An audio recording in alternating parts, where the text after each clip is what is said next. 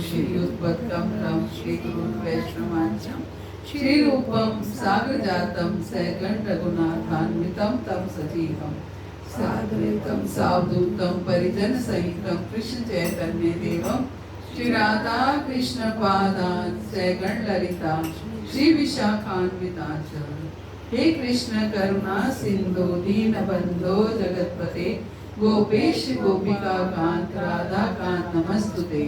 तप्त कांचन गौरांगी राधे वृंदावनेश्वरी वृषभानुसुते देवी प्रणमामि हरिप्रिये। वाञ्छाकल्पतरुभ्यश्च कृपा सिन्धुभ्यैव च पतितानां पावनेभ्यो वैष्णवेभ्यो नमो नमः। जय श्री कृष्ण चैतन्य प्रभु नित्यानंद श्री अद्वैत गदाधर श्रीवासादि गौर भक्त वृंद। हरे कृष्णा कृष्णा कृष्णा हरे हरे, हरे राम राम राम हरे हरे। तो ये छोटी सी बच्ची सारे मंत्र बोलती है, तो हमें सीख लेनी चाहिए इनसे कि जब ये सीख सकते हैं तो हम क्यों नहीं सीख सकते, है ना। बच्चे जल्दी सीखते हैं, नहीं बच्चे जल्दी सीखते हैं, लेकिन हम भी सीख सकते हैं, हम भी सीख सकते हैं, है ना। तो हम भी धीरे धीरे जब ये रोज सुनेंगे तो हमें भी समझ में आएगा कि ये कैसे गाने हैं, कैसे बोलने हैं। और खास तौर से जब हम इनका अर्थ समझेंगे तो हमारे अंदर इच्छा जागृत होगी कि हाँ हमें ये बोलना चाहिए। ओम अज्ञान तिमिरांधस्य, मैं अज्ञान के तिमिर में हूँ, अंधकार में हूँ, और मुझे इस अज्ञान से निकालने वाले मेरे गुरुदेव हैं, और वही मुझे ये बल देते हैं कि जो मेरे मुख से ये शब्द निकलेंगे वो केवल और केवल भगवान की वाणी होंगे। तो इस तरीके से हम जब भगवान की प्रार्थना करते हैं तो जो भी वक्ता होता है, जो भी व्यास गद्दी पे बैठता है, वो खुद कुछ नहीं बोलता है, उससे उनके गुरु महाराज गुरुदेव जो हैं वो बुलवाते हैं। उन्हीं के वाणी होती है, उन्हीं के ही शब्द होते हैं, और केवल मुख जो है वो वक्ता का होता है। अलग अलग वक्ताओं का अलग अलग मुख होता है, लेकिन वाणी जो है वो केवल और केवल गुरु की होती है। वही बल देते हैं, वही शक्ति देते हैं कि हमें क्या बोलना है, ताकि हम शास्त्रों की वाणी से भटके ना। ओम नमो भगवते वासुदेवाय। ओम नमो भगवते वासुदेवाय। ओम नमो भगवते वासुदेवाय। ओम नमो भगवते वासुदेवाय। ओम नमो भगवते वासुदेवाय। ओम नमो भगवते वासुदेवाय। नारायणं नमस्कृत्य नरं चैव नरोत्तमं देवीं सरस्वतीं व्यासां ततो जयमुदीरये। नष्टप्रायेषु अभद्रेषु नित्यं भागवत सेवया भगवती उत्तम श्लोके भक्तिर्भवति नैष्ठिकी। ग्रंथ श्रीमद् भागवतम की जय। तो अभी पहले हमने मंगल आरती की, तो किसको किसको समझ में आया? मंगल आरती में से कुछ समझ में आया क्या? क्यों करते हैं मंगल आरती? भगवान को जब सुबह सुबह उठाते हैं निद्रा से, तो उठा करके उनकी मंगल आरती करते हैं। उससे क्या है, भगवान प्रसन्न होते हैं, और भगवान प्रसन्न होते हैं तो हमारा पूरा दिन जो है वो मंगलमय हो जाता है ना। मंगलमय हो जाता है। मंगलमय का अर्थ क्या है? अच्छा दिन बीते मेरा। अच्छा दिन कैसे कि आज मैं अपने बिजनेस पे गया, रोज तो मुझे 1000 रुपया प्रॉफिट होता था, तो आज 5000 रुपया प्रॉफिट हुआ, तो क्या दिन मंगलमय हुआ क्या? तेरा शुक्रिया। यस, हमें क्या मंगलमय दिन का अर्थ है कि हम पूरा दिन कृष्ण चेतना में बिता पाए, हम पूरा दिन कृष्ण कॉन्शियस मूड में रहे, हम पूरा दिन कृष्ण का स्मरण कर पाए, हम कृष्ण का नाम ले पाए, हर समय हमारे चित्त में, हमारे चेतना में हमेशा कृष्ण रहे। हमने जो भी कार्य किया वो कृष्ण की सेवा के लिए किया। भगवान भगवद गीता में कहते हैं, यत् करोषि यस्य नासि यजुर्होसि तदासि यत् पश्यसि कौन्तेय यत् कुर्ष्व मत्पन्नम। तुम जो कुछ करते हो, जो कुछ खाते हो, जो तपस्या करते हो, जो दान देते हो, सब मेरे लिए करो। भगवान कहते जो कुछ करो वो मेरे लिए करो। तो मंगल आरती का अर्थ है कि हम ऐसा कर पाए कि हम जो कुछ करें वो भगवान की सेवा हेतु करें, जो खाएं वो भगवान को अर्पित करके खाएं। भगवान ने ये नहीं बोला कि मुझे खिलाओ, भगवान ने बोला बस जो कुछ तुम खाओ वो मुझे खिलाओ, है ना, जो कुछ तुम खाओ वो मुझे खिलाओ। तो इसलिए हम भगवान के ये मंगल आरती जो करते हैं, भगवान से मंगलमय दिवस की कामना करते हुए और भगवान को और गुरु को ग्लोरीफाई करते हैं। गुरु की और भगवान की हम जो है गुणावलियों को गाते हैं। किसी की भी गुणावली को गाते हैं तो वो पसंद होता है। कोई हमें हमारे सामने खड़ा होकर आप बहुत अच्छे हो, आपका स्वभाव बहुत अच्छा है, बड़े विनम्र हो, आप इतना सुंदर बोलते हो, आप इतनी पोलाइटली बोलते हो, आप खाना बहुत अच्छा बनाते हो, आपके हाथ में तो रस है। कोई बातें हमारे सामने अगर बोलेगा तो हमें क्या लगेगा? अच्छा लगेगा, आनंद लगेगा। ऐसे ही जब भगवान के आगे हम भगवान के गुणगान करते हैं, भगवान की गुणावलियों को गाते हैं तो भगवान को भी आनंद लगता है। तो जब भगवान को आनंद लेता है तो भगवान हमें भी आनंद देता है ना, हमें भी आनंद। हम प्रसन्न होंगे तो अगर हम आनंद में हैं, हम प्रसन्न में हैं, प्रसन्नता में हैं, तो बच्चे कोई भी गलती अगर कर भी देते हैं तो कहते कोई बात नहीं। अगर हम गुस्से में हैं तो बच्चे ने अगर कोई गलती करी तो क्या ताड़ शुरू हो जाए, करते हैं ना। गुस्से में गलती चाहे ना हो बच्चे की, फिर भी हम क्रोध में हैं, गुस्से में हैं, मूड खराब है, ऑफिस से थक के आए हैं, आते ही बच्चे ने कुछ कह दिया, बस शुरू हो गए, डांटना शुरू हो गए, मारना शुरू। तो जैसा हमारा मूड होता है हम सामने वालों को वैसे ही रिएक्ट करते हैं, कहने का अर्थ है। तो भगवान की जब हम मंगल आरती करते हैं तो भगवान को आनंद मिलता है। तो जब भगवान को आनंद मिलता है तो भगवान हमें भी आनंद देते हैं। ये मंगल आरती करना है। इसलिए हमें रोज, यहाँ तो हम केवल हफ्ते में एक दिन मंगल आरती करेंगे। आज हमारी पहली मंगल आरती थी तो मैं आशा कर रही थी कि काफी लोग होंगे, लेकिन लोग सुबह सुबह उठते नहीं हैं, इसलिए आ नहीं पाते। तो कोई बात नहीं, हमें मंगल आरती को कभी भी मिस नहीं करना है। हमें हफ्ते में एक दिन अवसर मिल रहा है, हम एक दिन करेंगे। कम से कम हम दृढ़ता से हफ्ते में एक दिन तो कर ही सकते हैं। प्रयास करें, हम घर में रोज करें, लेकिन कम से कम हफ्ते में एक दिन तो हम कर ही सकते हैं। हर रोज सुबह करने की मंगल आरती में सुबह, मंगल आरती का अर्थ ही यही है। जो सुबह की आरती है, जो हम भगवान को उठाते हुए आरती करते हैं, वो मंगल आरती है। जैसे भगवान उठा रहे तभी करना बोलना। हाँ, उठा करके भगवान को थोड़ा जलपान करा करके आप जल दीजिए या जो भी ड्राई फ्रूट जो भी तो आप देते हैं वो दे करके उसके बाद मंगल आरती। पहला काम स्नान बाद में, स्नान बाद में कराइए। पहला काम मंगल आरती का है ना।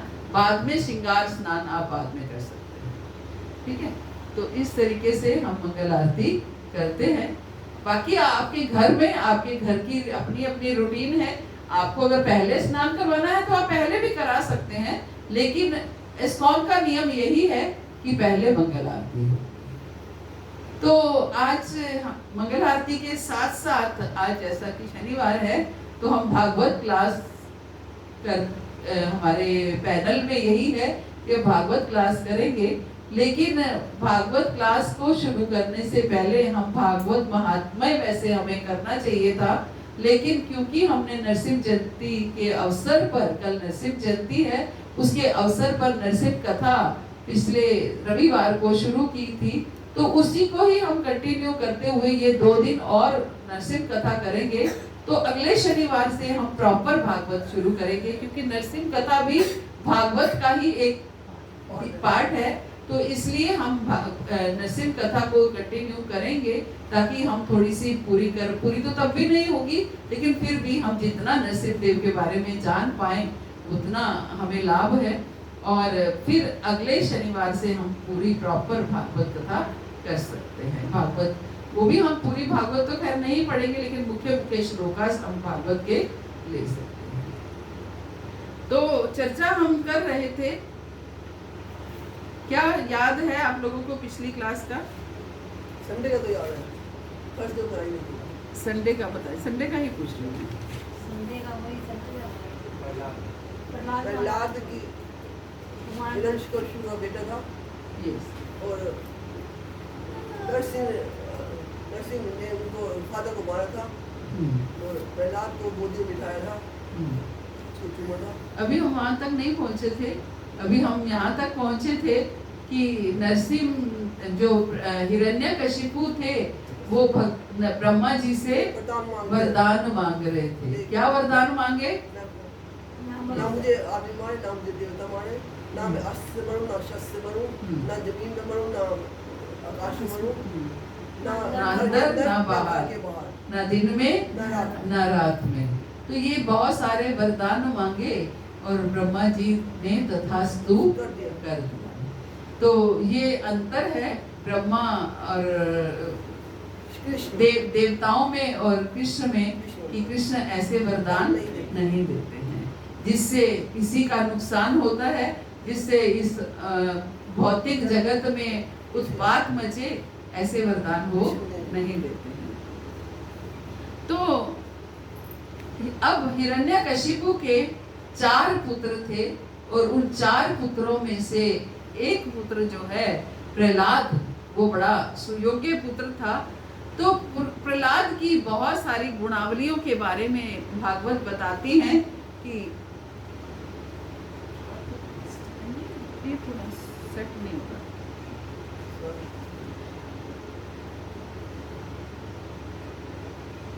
कि प्रहलाद महाराज क्या थे? वे योग्य ब्राह्मण के रूप में पूरी तरह सुसंस्कृत, सचरित्र तथा परम सत्य को समझने के लिए दृढ़ संकल्प थे। भगवान को समझने के लिए वो दृढ़ संकल्प थे। उन्हें अपनी इंद्रियों तथा मन पर पूरा संयम था। मन पर और इंद्रियों पर ये पूरा संयम था। परमात्मा की भांति वो प्रत्येक जीव के प्रति दयालु थे। जैसे भगवान सब जीवों के प्रति दयालु होते हैं, ऐसे भक्त भी हर जीव के प्रति दयालु होते हैं। तो ऐसे ही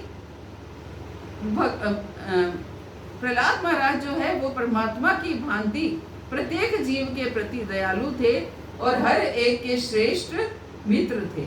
वे सम्मानित व्यक्ति के साथ एक दास की भांति व्यवहार करते थे। हर व्यक्ति, हर सम्मानित व्यक्ति के साथ एक दास की भांति व्यवहार करना, ये एक भक्त का बहुत बड़ा गुण है। हम कर सकते हैं क्या? करना चाहिए, है ना? कि हम सेवक हैं, हम सेवा करना चाहते हैं, हम दास हैं, लेकिन हमें लगता है कि हमसे तो हमारे जैसा बड़ा तो कोई है नहीं। मैं क्यों झुकूं? मैं तो, वो मेरे से छोटा है, वो मेरे से बड़ा है, वो मेरे से उम्र में बड़ा छोटा है, मैं बड़ी हूँ, वो मेरे से क्वालिफिकेशन में छोटा है, मैं बड़ी हूँ, ओहदे में हम यही देखते रहते हैं। लेकिन कहा क्या गया है? दास की भांति व्यवहार करना। ये भक्तों के गुण बताए गए हैं। परमात्मा की भांति वो प्रत्येक जीव पर दयालु थे और हर एक के श्रेष्ठ मित्र थे। हर एक के साथ वो एक दास की भांति व्यवहार करते थे। गरीबों के वो पिता तुल्य थे, गरीबों के वो पिता तुल्य थे और समान धर्माओं के प्रति वो दयालु भ्राता की तरह अनुरक्त रहने वाले तथा अपने आध्यात्मिक गुरुओं और पुराने गुरु भाइयों के पूर्ण पुरुषोत्तम भगवान की तरह मानते थे। गुरु को और गुरु भाइयों को वो भगवान की तरह मानते थे। वे उस बनावटी अभिमान से पूरी तरह मुक्त थे जो उनकी अच्छी शिक्षा, धन, सौंदर्य व राजसी जन्म के कारण संभव था। अच्छी शिक्षा थी उनके पास, धन था, धनवान थे, राजा के पुत्र थे और अच्छा सौंदर्य था, सुंदर थे अच्छे शिक्षित थे, राजसी थे, इसके कारण उनको अभिमान हो सकता था, लेकिन वो इस सारे अभिमान से मुक्त थे। उन्हें किसी तरह का कोई अभिमान नहीं था। हालांकि प्रहलाद महाराज का जन्म असुर वंश में हुआ था, किंतु वे स्वयं असुर ना होकर भगवान विष्णु के परम भक्त थे। प्रहलाद महाराज का जन्म जो है वो असुर परिवार में हुआ, लेकिन फिर भी वो स्वयं असुर ना होकर के क्या थे? भगवान के भक्त थे। क्यों भक्त थे, कैसे थे, ये हमने पिछली क्लास में चर्चा की थी। क्या था? उनकी मदर जब प्रेग्नेंट थी तो देवता लोग उनका अपहरण कर लेते थे। तो नारद मुनि ने कहा था कि इनका अपहरण मत करो, मैं इनको शिक्षा दूंगा। नारद मुनि ने उनकी गर्भ में जो है एक भक्त है, तो 9 महीने नारद जी ने उनको शिक्षा दी। तो वो गर्भ में प्रहलाद महाराज ने वो सारी शिक्षा सुनी। तो एक अच्छा गुरु जो है, एक गुरु की वाणी को अगर हम सुनते हैं और अपने जीवन में अपनाने का प्रयास करते हैं, गर्भ में भी रहकर प्रहलाद महाराज ने अपने गुरु की वाणी को सुना, समझा और फिर अपने जीवन में उतारा, अमल किया, है ना, अपने जीवन में अमल किया। अन्य असुरों की तरह वो कभी भी वैष्णवों से ईर्ष्या नहीं करते थे। भयावह परिस्थिति आने पर वो कभी उत्तेजित नहीं होते थे और वेदों में वर्णित सकाम कर्मों में प्रत्यक्ष या अप्रत्यक्ष रूप से भी रुचि नहीं लेते थे। सकाम कर्मों में कभी प्रत्यक्ष या अप्रत्यक्ष रूप से रुचि नहीं लेते थे। क्या अर्थ है इसका? जैसे कुछ पाते थे उसमें रुचि नहीं करते थे। नहीं, सकाम कर्मों में रुचि नहीं लेते थे। भोग विलास में लिप्त नहीं रहना चाहते थे। सकाम कर्म का अर्थ है कुछ पाने की इच्छा से किया गया कर्म। जो हमारे वेद हैं, वेदों के 2 विभाग हैं, एक कर्म कांड विभाग है और दूसरा शुद्ध भक्ति का विभाग है। तो कर्म कांड विभाग में जैसे हम देखते हैं कि कोई वैभव लक्ष्मी का व्रत कर रहा है, किस लिए कर रहा है? ताकि धन लक्ष्मी आ जाए। कोई करवा चौथ का व्रत कर रहा है, किस लिए कर रहा है? पति की आयु लंबी हो जाए। कोई ये जो हम क्या करते हैं, अहोई अष्टमी, बच्चों की आयु लंबी हो जाए। हम कोई ऐसे व्रत बहुत सारे करते हैं, ऐसे कार्य भी बहुत सारे करते हैं जिसमें हमारी भौतिक इच्छाएं होती हैं। धन लक्ष्मी आ जाए, हमारा स्वस्थ, सूर्य की उपासना करते हैं कि हमारा स्वस्थ शरीर के लिए। तो इस तरीके से हम बहुत सारे कार्य करते हैं जिसमें हमारी जो सकाम भक्ति के हैं। तो वो कभी भी, उनको कोई बताता भी था तो वो कभी भी सकाम भक्ति में लिप्त नहीं होते थे। कुछ पाने के लिए वो भक्ति नहीं करते थे, कोई भौतिक इच्छा से वो भक्ति नहीं करते थे। वो भक्ति किस लिए करते थे? भगवान की प्रसन्नता के लिए, भगवान का प्रेम प्राप्त करने के लिए भक्ति करते थे। यही हमने ये उच्च कोटि के भक्तों से सीखना है ना? उच्च कोटि के भक्तों से सीखना है कि किस लिए हमने भक्ति करनी है, भक्ति का क्या अर्थ है, भक्ति हमें किस लिए करनी है, हमें भगवान से क्या मांगना है और क्या नहीं मांगना है। मांगने में कोई बुराई नहीं है हमें, क्योंकि मांगने की प्रोग्रामिंग भगवान ने हमारे हृदय में की हुई है। मांगे बिना हम रह नहीं सकते। जन्मों जन्मों की हमें मांगने की आदत है, मांगे बिना हम नहीं रह सकते। लेकिन क्या मांगना है, ये हमें इन उच्च कोटि के भक्तों से सीखना है ना? प्रहलाद महाराज कभी भी कोई सकाम कर्म नहीं करते थे, अर्थात कुछ भी पाने की इच्छा से, फल की इच्छा से कार्य नहीं करते थे। क्या मांगा? जब वो हम आगे पढ़ेंगे कि प्रहलाद महाराज ने क्या मांगा भगवान से। जब नरसिंह देव के रूप में भगवान प्रकट हुए तो भगवान प्रहलाद महाराज ने क्या मांगा। तो इसलिए वो सकाम कर्मों में प्रत्यक्ष या अप्रत्यक्ष रूप से भी रुचि नहीं लेते थे। वो हर भौतिक वस्तु को व्यर्थ मानते थे, हर भौतिक वस्तु को वो व्यर्थ मानते थे। इसलिए वो भौतिक इच्छाओं से पूर्णतया रहित थे। हर भौतिक वस्तु को व्यर्थ मानना, इसलिए भौतिक इच्छाओं से वो पूरी तरह से रहित थे। हमारे सामने भगवान अगर प्रकट हो जाएं तो क्या करेंगे हम? मांगना शुरू कर देंगे, लिस्ट पकड़ा देंगे, मांगना शुरू कर देंगे, ये तो है ना? लिस्ट पकड़ा देंगे, मेरे बेटे की शादी, नौकरी लग जाए, बेटी की शादी हो जाए, बहू अच्छी आ जाए, घर बड़ा बन जाए, गाड़ी मिल जाए, ये हो जाए, वो हो जाए, कितनी लंबी लिस्ट हमारे पास रेडी रहती है। तो लेकिन जो उच्च कोटि के भक्त हैं वो हमें सिखाते हैं कि हमें करना क्या है, भगवान से हमें कैसे डील करना है, भगवान सामने आ जाए तो हमें कैसे रिएक्ट करना है ना? ना भी भगवान साक्षात रूप में सामने आए, भगवान विग्रह रूप में भी सामने होते हैं। जब हम भगवान के विग्रह के सामने भी जाते हैं तो भी हमारी लिस्ट शुरू हो जाती है। विग्रह के सामने भी हम, क्योंकि हमारे लिए भगवान के विग्रह में और भगवान में कोई अंतर नहीं है ना? तो इसलिए हम उनके सामने भी शुरू हो जाते हैं। तो इस चीज की ट्रेनिंग कृष्णा कॉन्शियस मूवमेंट में इस चीज के लिए ट्रेनिंग दी जाती है। ये ट्रेनिंग सेक्शन वो है, सेशन है ये सारा, कि हमें अपने जीवन को किस तरीके से चलाना है, किस तरीके से हमने निष्काम भाव से भक्ति को करना है। ये हमें प्रहलाद महाराज सिखा रहे हैं, निष्काम भाव से भक्ति को करना है, कुछ भी मांगे बिना। इसका मतलब ये नहीं है कि अगर हम निष्काम भाव से करते हैं भक्ति तो हमें कुछ मिलता नहीं है, ऑटोमेटिकली मिलता है, ज्यादा मिलता है। क्योंकि जब एक बच्चा भगवान से हर समय कुछ मांगता रहता है, माता पिता से हर समय कुछ ना कुछ मांगता रहता है और दूसरा बच्चा कुछ नहीं मांगता, तो माता पिता उस बच्चे का ध्यान ज्यादा रखते हैं जो नहीं मांगता। उनको लगता है ये तो कुछ मांगेगा नहीं, मुझे ही देखना पड़ेगा कि कहीं इसके जूते फटे तो नहीं है, कहीं इसके पास यूनिफॉर्म ना हो, तो मुझे ही ध्यान रखना पड़ेगा। तो इसलिए ये निष्काम भक्ति हमें कैसे करनी है ये प्रहलाद महाराज हमें सिखा रहे हैं। वो हर भौतिक वस्तु को व्यर्थ मानते थे, वो इसलिए वो भौतिक इच्छाओं से पूरी तरह रहित थे। वो सदैव अपनी इंद्रियों तथा प्राण वायु पर संयम रखते थे। स्थिर बुद्धि तथा संकल्पमय होने के कारण उन्होंने सारी विषय वासनाओं को दमित कर दिया था। स्थिर बुद्धि थे इसलिए उन्होंने सारी विषय वासनाओं को दमित कर दिया था। भला ऐसा कौन है जो प्रहलाद महाराज के असंख्य दिव्य गुणों के नाम गिना सके? इतने गुण थे कि उनके नाम गिनाना भी कठिन है, उनके नाम गिनाना भी कठिन है। उनको भगवान वासुदेव श्री कृष्ण में अविचल श्रद्धा और अनन्य भक्ति थी। भगवान कृष्ण में उनकी अविचल श्रद्धा थी। अविचल श्रद्धा का मतलब क्या है?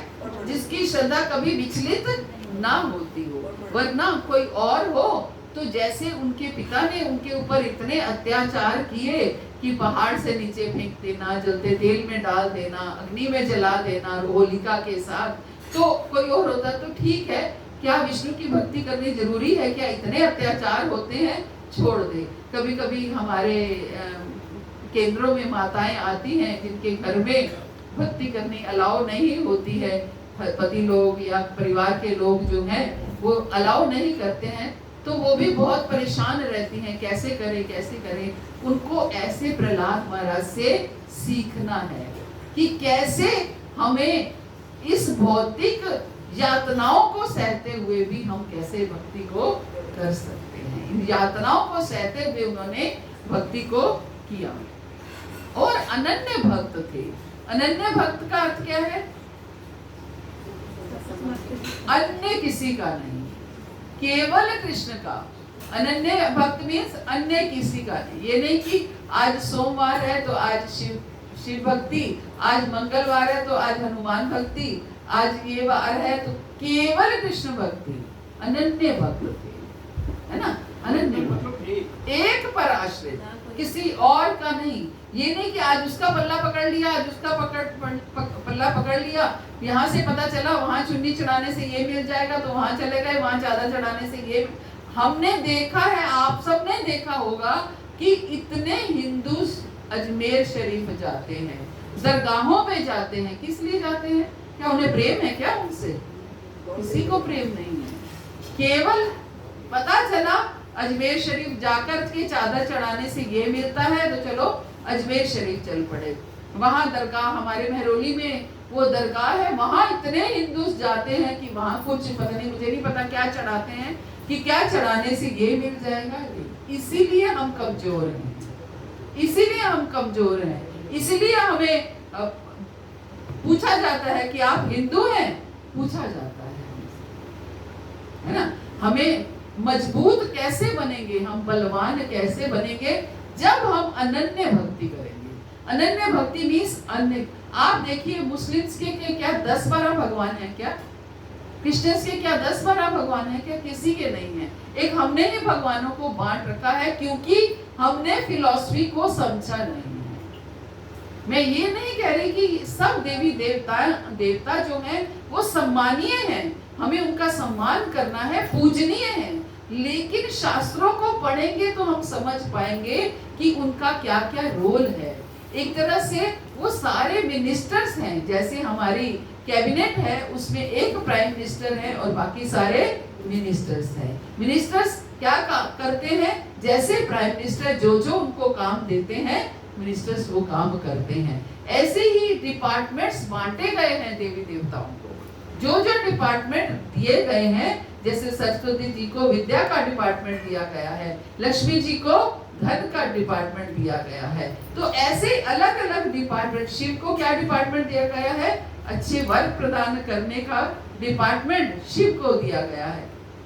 तो इस तरीके से अलग अलग डिपार्टमेंट हमें सारे देवी देवताओं को दिए गए हैं। तो इसका अगर डिपार्टमेंट दिए गए हैं तो इसका मतलब ये नहीं है कि वो सर्वे सर्वा हो गए। हमने सोचा कि उनको डिपार्टमेंट दिया गया है तो देने वाले वही हैं।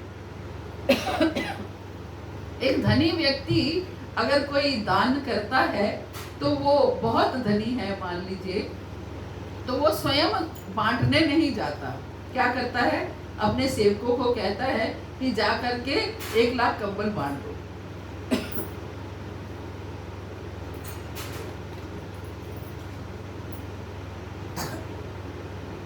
तो सेवक लोग 1 लाख कंबल बांट देते हैं। तो बांटने वाला कौन है?